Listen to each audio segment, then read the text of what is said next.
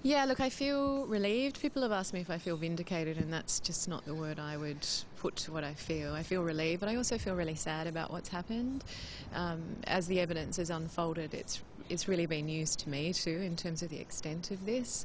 There were a number of events I obviously reported to ICAC, but at that time I had no idea of some of the other things that were at play.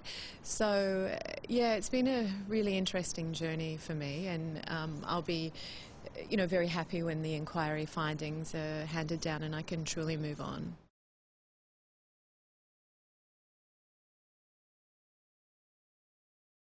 I thought I knew who was behind it. I had my suspicions, and obviously I'd reported that to the Electoral Commission and the Electoral Funding Authority, who, both before the election and after, who did absolutely nothing. And I think that's something that needs to be looked at out of this in terms of the powers that are given to either that commission or another body.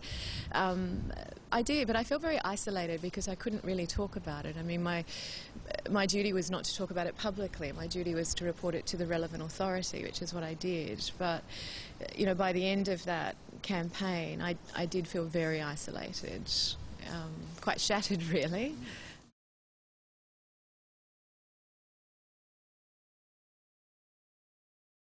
Well, I made that statement obviously on the 17th of February 2011, which is when I believed that there were forces within the government that were working against what I believe was government policy and what was the best interests of Newcastle.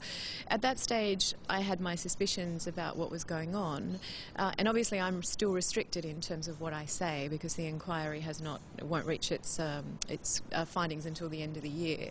But I knew there were things that weren't right, and I knew that it wasn't just there. I mean, I looked at what was going on in terms of the amount of money that was being spent by the Liberals in regard to that campaign and the third-party campaigns that were going on, and it was really coming from every direction, and all I could try and do is focus on the 26th of March and get to that point. I guess it was in early March in 2011 where I realised that whatever was going on was about getting rid of me, and there was a possibility that I was going to lose that election. No, I didn't. I mean, the way I came in, that was very difficult, I think, for some people in the community, and I had that anti-Jodi sentiment right throughout my term, but I never thought that it could possibly get to the point where it did in 2011. And what I tried to do is to remain true to who I was and remain true to the position and the trust that had been put into me, in me by the community. But certainly it was a really rugged time, and I got to the end of that election in 2011, and I had a whole lot of feelings about certain things, but one of the things I knew is that I could no longer live in Newcastle.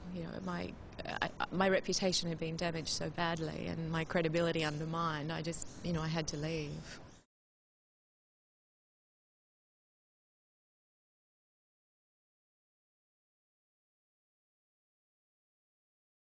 I mean, I did work really hard over that 4-year period, and in that 18 months I was a minister, I had, I think, 8 portfolios because there was so much going on within government, quite obviously. In hindsight, I think I was probably put into the ministry too early. I think that there was so much more that I needed to do here in terms of building a base of support. But, I also knew that as Minister for the Hunter I could make real change. What I didn't know was that everything would then land on my plate and it would be my issue to try and solve everything, no matter what electorate it was occurring in. It was always my issue. I think that I felt shattered by the end of it, but I also felt really humiliated. I felt ashamed of, I guess, what had happened to my reputation and to my character during that period. And so I felt, I had to leave. And so, again, I hoped that one day people would, I guess, see what I did and appreciate it. And, I don't know if that's the case now, but I think for me, I feel relieved. I feel relieved that it's out there and people can make their own judgment based on all the evidence now in terms of what I did and who I was.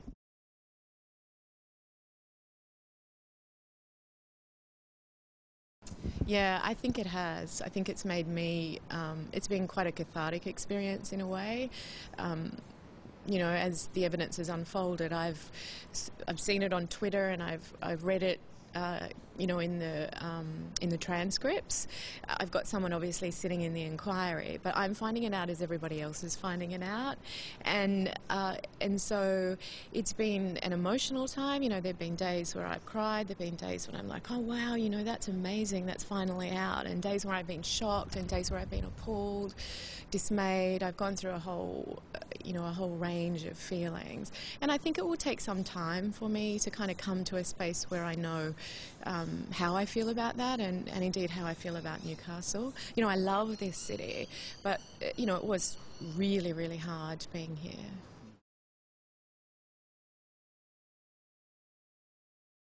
I do think the election was unfair, however. I raised $8,000. I put in $27,000 of my own money. I didn't have TV advertising. I didn't have extensive radio advertising. We didn't have multiple flyers. We didn't have billboards. We didn't have 2 third-party campaigns. We didn't have signed cars. We didn't have whatever it was flying across the sky. There was none of that. So, it was an unfair election. It's up to the Commission, obviously, to determine whether that election was manipulated. That's certainly not my call. But, I felt that at the time, and I know that now.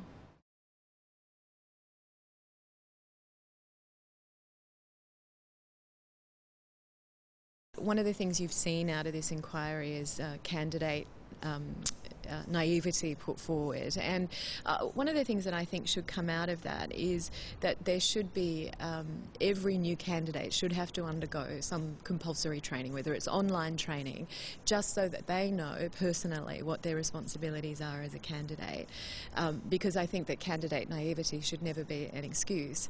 But even when I was standing, there are things that you don't know, and you do trust people around you, and so I can see that in part that could have been an issue for them. But I can also see that it was very obvious that developer donations were banned. I think most of the community was aware of that, and I can't speak for them. I don't know what was going through their heads, but what I do know is that they were both doing a good job, and I think that losing them for whatever reason is a shame.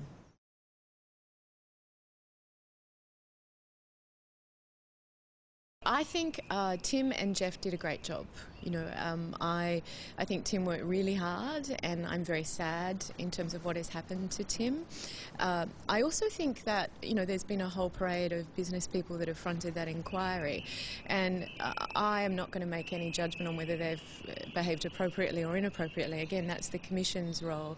But what I will say is that over the 20 years plus that I lived here, I saw the philanthropic contribution that they made, and I saw the investment in the jobs that were created by them. And I do think it's really important not to judge someone on one event, and certainly I feel for them as well. I class them as friends, and I still do. I haven't spoken to many of them in 3 years, but maybe when all this is over I can sit down and have a glass of wine or a beer with them. I think I'll need alcohol. I could be criticised for this, but I've always said this, that I think Newcastle is very good at saying no. It doesn't necessarily want to participate in shaping its own destiny and saying yes. It's very easy to say it's Sydney's issue, or they shouldn't do that. But really, you do need people, and you need a whole community that is willing to get in and make things happen. And that's part of change. That's part of embracing the future. We can't stay in the past, and so I do think that you need people who are willing to lead on that issue. Sure, it has to be in line with community expectations, and you've got to take the community with you. But I think to say that you don't need people who are going to invest and create jobs is, that's just not right. You absolutely do. And if they've got the community's interests at heart, then, it's a robust discussion that needs to occur. But I think that their contribution is needed.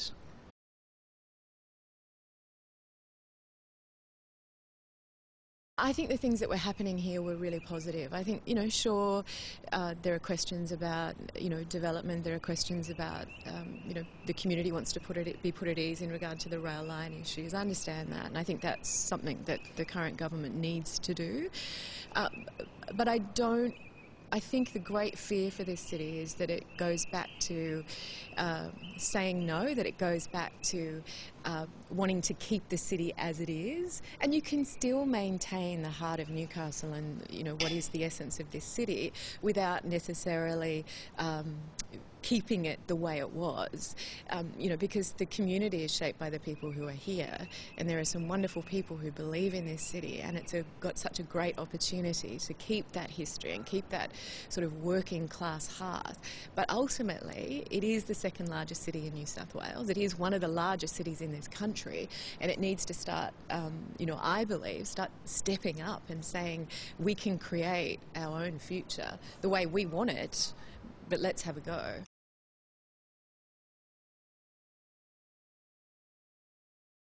I can rule out a return in Newcastle. You know, I now live in Sydney. I've lived in the inner west now for 3 years, and that's now my home. I'll always have a very special place. Newcastle will have a special place for me in who I am, and you know, I lived here for 20 years, and many people knew me when I was working at NBN, and they've watched me grow up here. But it needs fresh leadership, it needs new leadership, and that's not me. I've been overwhelmed by the encouragement and the support I've received to stand, but it's not me. I've done my bit, and it's time for me to move on. When I came out of ICAC the first time in May, I said, you know, I'll never go back to politics. Unfortunately, if you want to make a difference and you want to make change, whether that's changing the behaviour and the way people see politics, or the way politicians behave, or the way that the community believes in politics, and sometimes you've actually got to be in there doing it. You can talk from the sidelines, but sometimes you have to actually be in there doing it. So, you know, I haven't thought beyond the inquiry in regard to that. I know there's lots of discussion and rumours out there about whether I will go into politics again, but I have to do what's right for me right now, which is to get to the end of this inquiry and indeed the findings, and then decide what I want to do.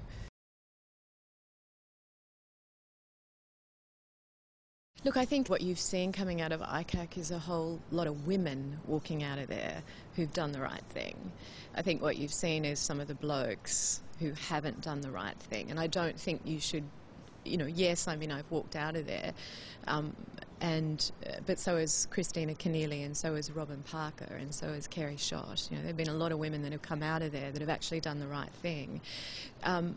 I actually think that, you know, there needs to be more leadership from women, because I think, you know, women do things differently, and I'm not saying that this is a bloke issue, but I think that sometimes the leadership that women bring has real positives, and I would like to see more of that. And unfortunately what you get, and I think what I got here, in part, you know, I was a younger woman taking on a seat.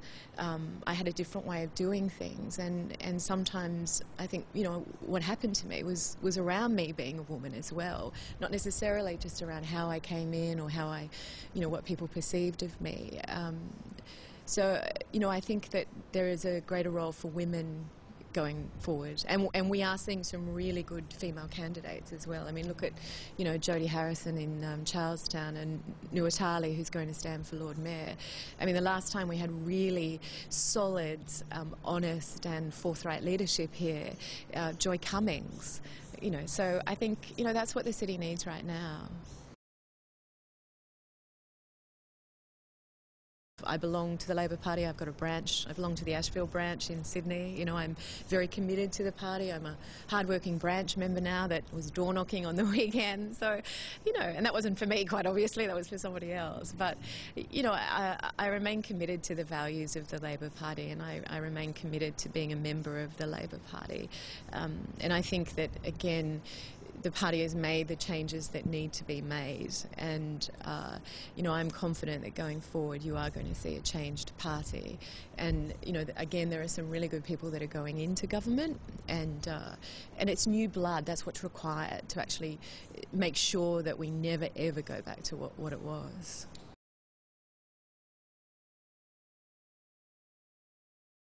Yeah, so I'm living in the inner west. I got married. I've got a lovely stepdaughter who's turning 14 in a week, so people could imagine what that's like.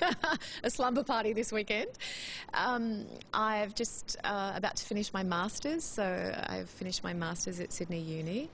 I've on a couple of not-for-profit boards. I work for a wonderful not-for-profit organisation.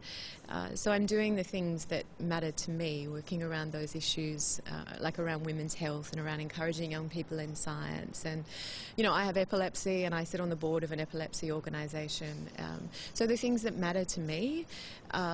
So, you know, I'm very happy living in Sydney, and I have anonymity. I can go to the Ashfield Mall in my pyjamas and no one knows who I am, which is super. Not that I do, but I could.